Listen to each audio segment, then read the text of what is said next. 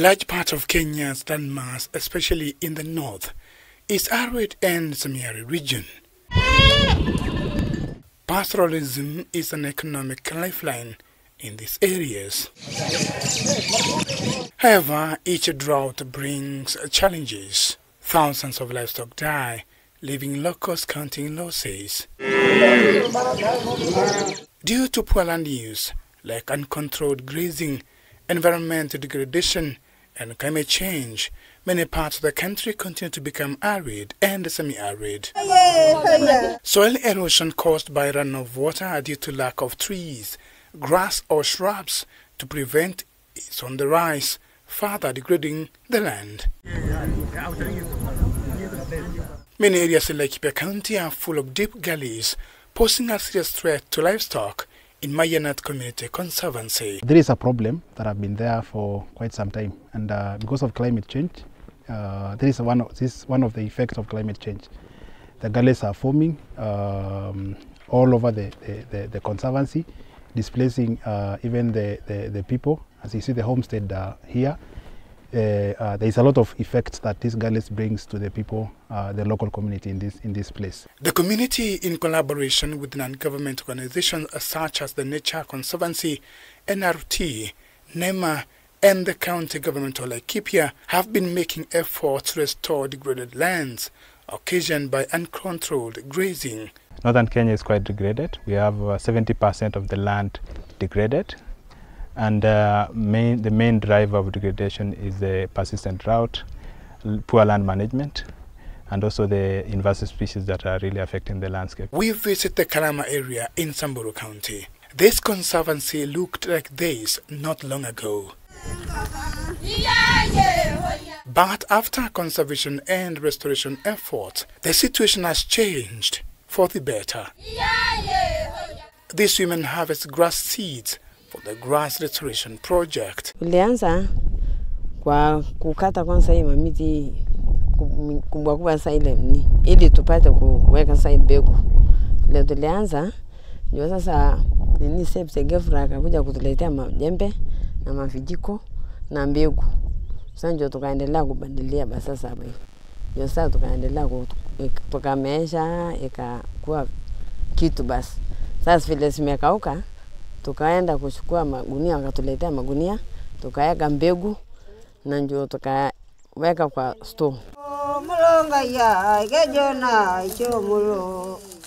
Tulikaa tu tukaona vile watoto wetu waliumia huko, wakipeleka ng'ombe msituni. Sasa wakati ya Jelali wengi walipata kuuliwa kule, na sasa tukaona hiyo afadhali tuonelee tutengeneze chamba yetu itaweza kutusaidia kwa kutoa nyashi na pia ile manjao kidogo kidogo tunavakata tunapelekea. Sasa unaona gunia tulikuwa tunauza na 2,500. The seeds are stored for conservation and sold for planting in other affected areas. There is a need for continuous ownership and motivation of the local people to continue doing that restoration work and to continue planting seeds. So the seeds that they are harvesting are not yet enough for northern Kenya. So they still need for the specific conservancy that we are already harvesting. But at least you can see this looks like an enterprise that in future will generate revenue for women. Once we see like this large scale, we can start selling to other areas, maybe southern Kenya and other parts of Kenya, for them to continue planting these seedlings.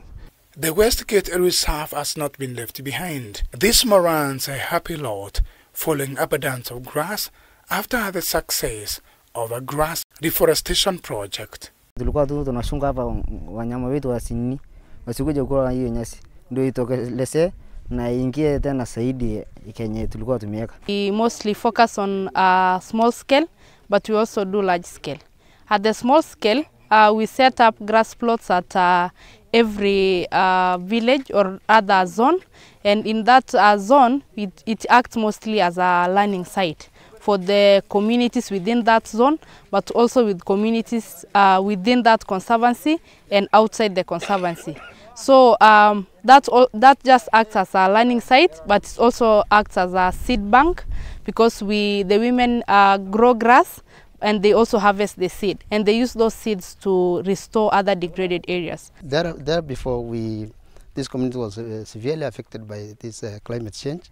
Livestock have been leaving the community for a number of years, meaning that small children lead to be vulnerable because the livestock leaves them, and meaning that there's no proper meals. At a landscape level, we also do what we call grazing planning.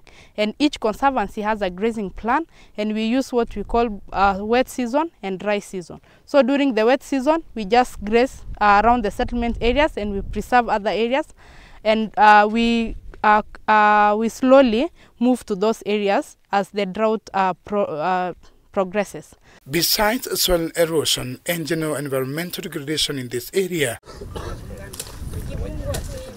the prickly cactus is another threat. A plant introduced by the colonialists for ornamental purposes and fencing has become a thorn in the flesh of not only livestock and wildlife, but also of the locals. Imeanza kutuletea madhara mingi sana.